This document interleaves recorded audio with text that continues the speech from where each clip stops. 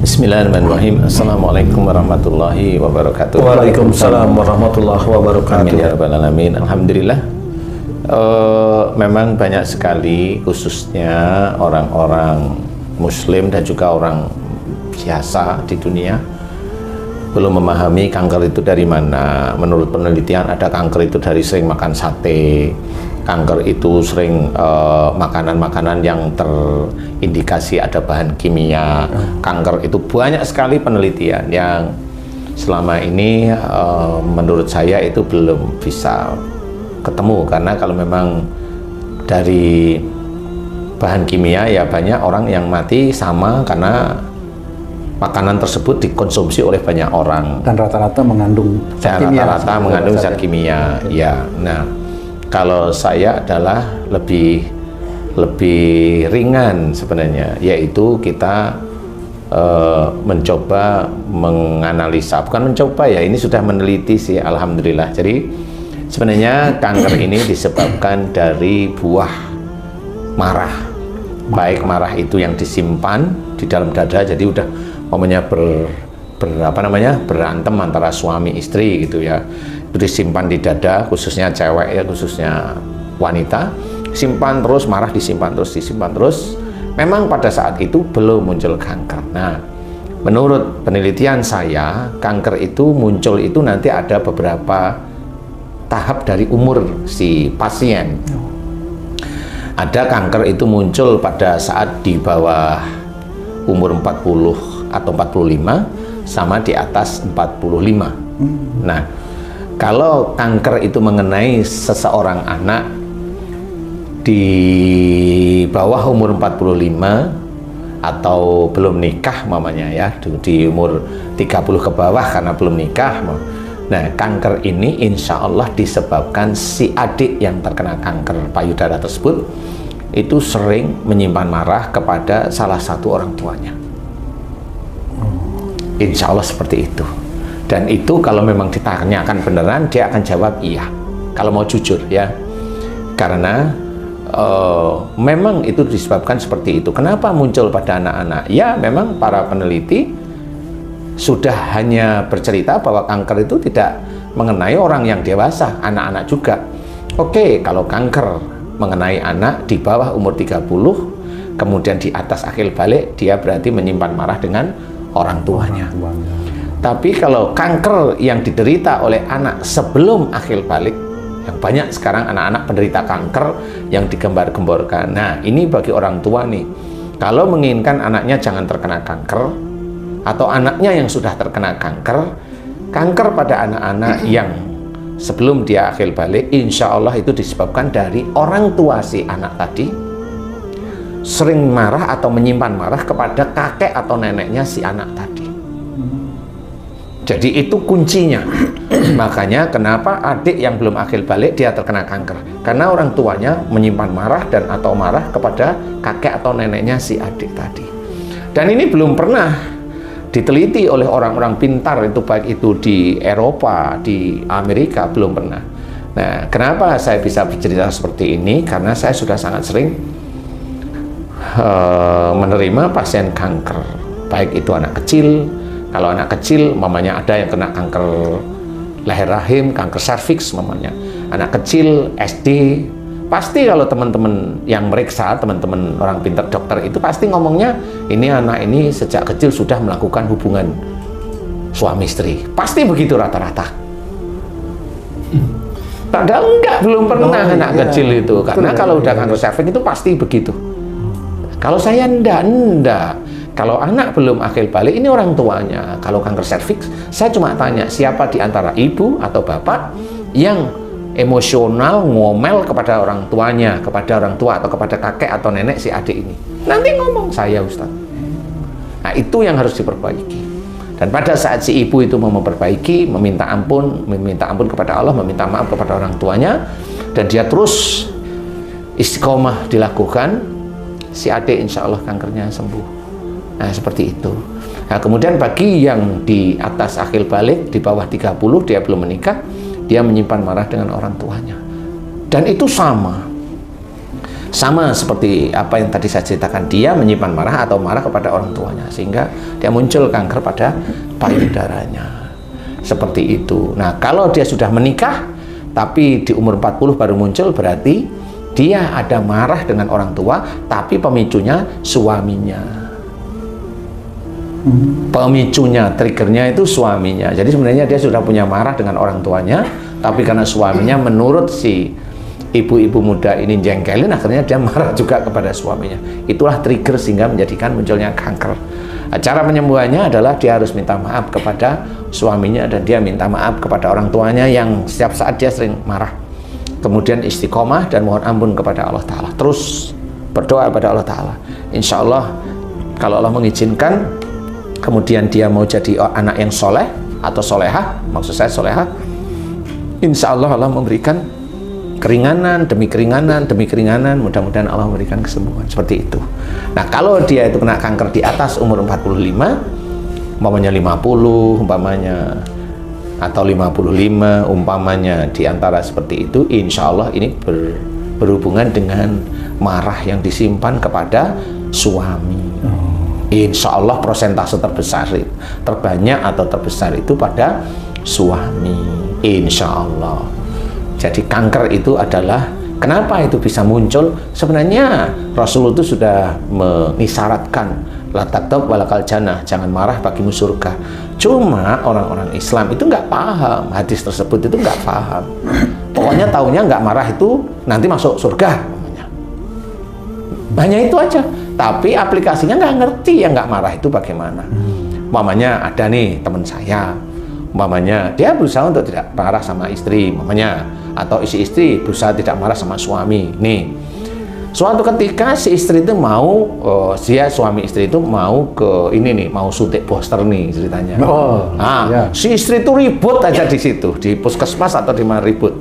Nah, akhirnya suaminya nggak betah juga, jengkel. Nah, kalau itu dilakukan terus-menerus, kejengkelan karena pikiran itu ada, bukan kanker istilahnya, tetapi bisa aja kena radang selaput otak. Nah, karena memang fokusnya kan lihat istrinya jengkelin, dia kan berpikir nih, nah itu nanti radang selaput otak. Nah, padahal biasanya kalau radang selaput otak itu, kata orang-orang pinter, katanya itu berhubungan dengan orang tersebut itu kena HIV, katanya. Tapi kalau saya enggak lah, insya Allah enggak. Nah, itu juga berbahaya, makanya suuzon dilarang. Suuzon dengan marah nggak boleh, berpikir dengan marah nggak boleh, nanti macam-macam. Kalau yang mengenai, maaf Pak Ustadz, yang payudara itu jenis marah yang bagaimana? Karena tadi marah yang berpikir akhirnya kena di selaput otak gitu. Kalau yang payudara menyimpan marah, jadi marah itu sudah disimpan, maksudnya udah mau diomongin tapi nggak bisa. Saya kasih contoh begini nih, nih. Umpamanya ada seorang nih pejabat nih, suaminya pejabat nih, ya, pejabat otoriter, ada kaku, ada emosional, susah diberi masukan. Nah, si istri ini kan nggak kerja. Nah, karena si istri nggak kerja dan istrinya sendiri itu bukan tipikal yang halus, yang biasa, enggak, tipikalnya juga emosional. Sebenarnya tipikalnya sama dengan tipe suaminya. Nah, kalau ada otoriter seperti itu, istrinya kan yang bagian yang tertekan dia biasanya. Tertekan dia dengan emosi, pokoknya si istri harus ikut suami, harus gini. Kemudian kalau suami dikasih itu enggak, gitu. Nah, lama-lama dia nggak bisa mengembangkan unek-uneknya, nggak bisa diceritakan. Dan itu sejak menikah itu seperti itu. Nah, suatu ketika di atas umur 45 baru Allah itu mengizinkan munculnya kanker payudara. Nah, itulah dia insya Allah diawali dari menyimpan marah kepada suami karena suaminya otoriter, kaku, sulit diberi masukan. Ya seperti itulah akhirnya si istri yang emosional ya kena dia dampaknya. Salah satu contoh seperti itu. Kalau mamanya istrinya agak lebih pendiam, sama. Kalau mamanya ngasih tahu suami, Pak tolong ini, dia bilang iya, gampang, mamanya. Kemudian belum dikerjain, diingetin sama suaminya, Pak kok belum dikerjain, kamu nggak usah ngomong lagi kepada saya tahu kok apa yang saya kerjain. Istrinya diem nih, kan gitu. Suatu ketika sampai malam sampai ini nggak dikerjain juga, lah kan jengkel istrinya. Nah, marah ini disimpan. Dan itu kan nggak sekali dua kali persoalan itu terjadi pada suami istri. Dan itulah yang akhirnya karena apa? Nggak taunya memang diskusi nggak ada di dalam keluarga. Makanya salah satu kalimat, salah satu kata di dalam Quran, wasyawirhum fil amri. Musyawarahlah kamu dalam segala urusan dunia. Ini harus kita plot di dalam keluarga. Karena musyawarah inilah yang sebenarnya bisa menjadikan seseorang itu bisa terhindar dari kanker. Kalau dia bisa mengeluarkan unek-uneknya, suaminya itu bisa menerima dengan baik, dicari jalan keluar, dicari jalan keluar di dalam kehidupan sehari-hari, kan seperti itu. Nah, ini musyawarah dalam segala urusan ini bisa melepaskan unek-unek, sehingga yang di sini disimpan kejengkelan, kekakuan, apa dan sebagainya itu bisa dia ungkapkan, bisa keluarkan, sehingga di sini tidak ada terjadi sesuatu. Istilahnya kalau boleh saya cerita, pada saat seseorang itu marah, biasanya orang muslim atau orang manusia itu jarang namanya mohon ampun kepada Allah Ta'ala. Habis marah itu jarang mohon ampun. Malam itu jarang mohon ampun. Mohon ampun itu kalau sudah tua, kalau sudah kena penyakit, nah itu baru mohon ampun, agak-agak serius. Makanya saya mengingatkan saudara-saudara kita semua, khususnya yang muslim itu, cobalah belajar untuk tidak marah. Belajar. Karena Rasul juga menyuruh kepada kita untuk tidak marah. Disuruh untuk bermusyawarah, disuruh untuk lembut hati. Kan banyak cerita Rasul itu yang sangat baik, sangat indah perilakunya Rasul. Jarang kita itu bisa memahami bahwa akhlak Rasul itulah yang harus kita contoh, kita ikuti. Nah, insya Allah kurang lebihnya seperti itu. Kemudian untuk suami yang, maaf Pak Ustadz, itu yang otoriter seperti itu bentuk penyakitnya kira-kira apa Pak Ustadz? Nanti bisa aja kalau dia emosionalnya tinggi, bisa aja dia kena stroke. Wah, bisa. Emosionalnya tinggi kan, gila otoriter kan kadang-kadang diem nih, karena pejabat tinggi kan diem gini. Ya, kalau dia ada masalah marah sih diem dia. Nah, lama-lama pecah pembuluh darah, stroke, seperti itu. Jadi jangan dianggap kalau yang seperti itu terus nanti aman dari penyakit. Enggak. Penyakit itu selalu mengintai jika seseorang atau manusia, bukan muslim aja, itu kalau dia keluar dari syariat. ada kesalahan. Ada kesalahan lah, jelas. Nggak mungkin Allah itu memberikan penyakit pada seseorang itu tidak ada dosa, nggak mungkin. Karena jelas awalnya adalah wa ma asabakum min musibatin fa bima kasabat aydikum. Apa saja musibah yang kau terima itu dari perbuatan tanganmu sendiri. Dan alhamdulillah atas izin Allah banyak teman-teman yang terkena kanker itu alhamdulillah diberi kesembuhan oleh Allah Ta'ala kalau nurut, kalau mau berubah, kemudian dalam tobat istiqomah, belajar untuk memperbaiki kesalahan, kekurangan, baik di depan suami atau di hadapan Allah, harus dikerjakan. Nah, itulah yang namanya berperang melawan hawa nafsu. Kalau berperang melawan hawa nafsu, itu nanti pahalanya bisa melebihi, insya Allah melebihi perang Badar. Makanya sulit, berperang dengan hawa nafsu itu sulit, tapi tetap kita harus belajar. Ustadz, saya mau tanya nih, saya punya dua teman, dua-duanya sudah meninggal akibat kanker payudara nih. Yang pertama umur 50 tahun belum menikah, kena kanker payudara, meninggal. Yang kedua sudah berkeluarga, umur 50-an juga meninggal. Yang saya tanyakan adalah berapa lama, ataukah sama ataukah beda-beda masa proses dari muncul sampai dia parah atau meninggalnya itu, Ustadz? Apakah rata-rata sama masanya atau berapa lama gitu, atau beda-beda setiap orang? Insya Allah beda-beda. Intensitas marah seseorang itu kan beda. Jumlah marah seseorang kalau dihitung umpamanya itu tetap beda. Kemudian yang menyebabkan meninggal cepat atau tidak meninggal atau sembuh itu juga ada kesalahan kepada siapa dia itu bisa meninggal cepat atau belum sembuh, dan maksudnya agak lama kemudian sembuh. Kalau dia itu marahnya dengan kerabat, teman, saudara, dia bisa kena kanker tapi jarang sekali. Itu gampang sembuhnya. Kasih obat, kemo, selesai. Dan kalau mamanya dia marahnya dengan suaminya, ini agak berat. Biasanya di kemo, kemudian ini kemo ya, kemo bisa, insya Allah bisa, tetapi dia harus berubah. Tapi kalau si ibu tadi itu dengan suami marahnya masih tidak berubah, kanker itu akan muncul lagi. Jadi kuncinya itu harus ada perubahan untuk tidak emosi, tidak marah lagi dengan objek yang dia marahi. Itu kuncinya di situ, obatnya malah di situ. Jadi kalau memang dia itu ingin sembuh total dari kanker, dan kankernya itu gara-gara karena dia sering menyimpan marah pada suami, biasanya prosentasenya insya Allah bisa sembuh. Prosentasenya. Asal tidak ada dendam. Kalau dia itu marah dengan suami, kemudian ada dendam, wallahualam.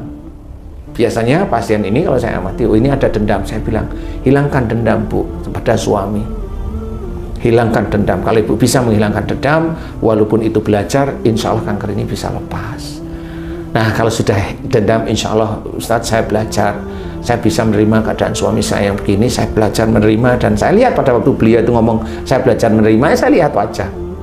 Oh, kayaknya wajahnya dia tulus nih. Nah, di titik itu doa saya mudah-mudahan dijabah oleh Allah Ta'ala. Jadi, yang masih bisa menjadi kesembuhan itu kalau marahnya dengan suami.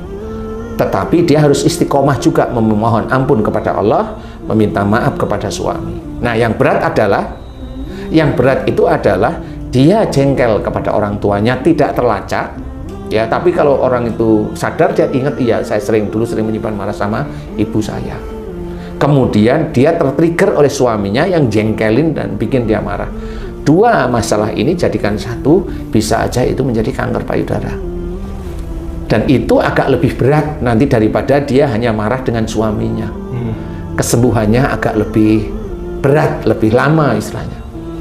Nah, kalau itu di kemo, memang itu hilang, nanti berapa bulan itu muncul lagi. Nah, kalau saya tetap minta maaf kepada suami, mohon maaf kepada orang tua, kemudian mohon ampun kepada Allah Ta'ala, kerjakan istiqomah terus-menerus dan berubah. Dengan suami mulai terbuka, dengan ibu umpamanya atau dengan ayah mulai sayang kepada beliau. Nah, ini perubahan ini dilihat oleh Allah Ta'ala karena perubahan itu menjadi amal soleh. Dilihat oleh Allah Ta'ala melalui malaikat raqib. Nah, itu dilaporkan terus-menerus. Nah, disitulah insya Allah Allah memberikan kemudahan sembuh. Yang susah adalah kalau dia marahnya sama orang tua. Kalau marah sama orang tua, umpamanya ada seseorang, dia belum nikah, tapi kena kanker. Nah, ditunggu aja. Berarti dia marahnya sama orang tua. Nah, kalau udah marah orang tua, nunggunya biasanya dia nggak lama kok biasanya. Apalagi kelihatan dia cenderung emosional, nggak lama hidupnya. Nggak lama, mau diobatin kayak apa? Nggak lama. Karena dia nggak ngerti, maunya dia seorang muslim, dia nggak tahu cara menyelesaikan kanker. Kalau udah dipikir di kemo maupun di Singapura, mau di Penang, itu dikiranya sembuh. Di umur itu saya bilang enggak, di umurnya dia urusannya dengan Allah, dia marah dengan orang tua. Kalau itu tidak dibuka, dia nggak akan bisa sembuh. Walaupun orang ini sedekahnya rajin, sholatnya rajin, tapi pada titik hubungan baik sama orang tuanya jelek, apakah itu juga mempercepat atau memperlambat masalah ini? Sedekah, sholat, puasa, baca Quran, orang itu tetap mati sih. Ya, nggak peduli dan jelek atau dia nggak sedekah, dia kurang ajar, dia preman, dia apa aja, mati aja tetepan dia. Nah, cuma karena perbuatan tidak baiknya, perilaku tidak baiknya, itu mempercepat aja. Makanya dalam Quran diceritakan ada proses meninggalnya seseorang. Walatul kubi aidikum ila tahlukat. Itu proses meninggalnya seseorang. Artinya apa? Dan janganlah kamu menjerumuskan dirimu dengan perbuatanmu ke dalam kebinasaan. Allah itu sebenarnya sudah menerangkan dalam Quran. Dengan perbuatan berarti ini perilaku orang sehari-hari. Kalau orangnya marah terus-menerus dengan orang tuanya, dengan suaminya, ini bab kanker ya dia akan kena. Kalau di sini Allah sudah menceritakan sampai ke arah binasa, berarti di sini orang ini nggak akan paham. Dan banyak manusia di bumi ini nggak paham. Makanya ayat ini, belakang ayatnya disambung dengan kalimat yang bagus. Sambungannya apa? Wa ahsinu innallaha yuhibbul muhsinin, dan berbuat baiklah. Loh, kan jelas beda. Yang tadi itu jangan sampai menjerumuskan diri manusia itu dengan perbuatannya ke dalam kebinasaan. Jadi manusia itu sudah sampai binasa itu Allah sudah menceritakan, kalau kamu itu berbuat ngawur keluar dari syariat, binasamu itu binasa bukan karena Allah yang menginginkan binasa, tapi kamu keluar dari syariat sehingga umurmu itu nggak akan panjang. Makanya Allah menyuruh wa ahsinu, dan berbuat baiklah. Makanya kita harus selalu berbuat baik. Kalau dengan berbuat baik, rezeki-rezeki kita itu akan disiapkan oleh Allah Ta'ala. Nah caranya, kalau mamanya kanker, yaitu tadi, ingat, di umur berapa, itu nomor satu itu harus tahu. Mamanya saya mulai kena di umur 50, berarti ini kondisinya dia marah dengan suaminya. Rata-rata, dan itu harus diakui. Bukan saya memaksa mengaku, enggak kok. Penelitian saya, hampir semua penyakit kanker itu begitu.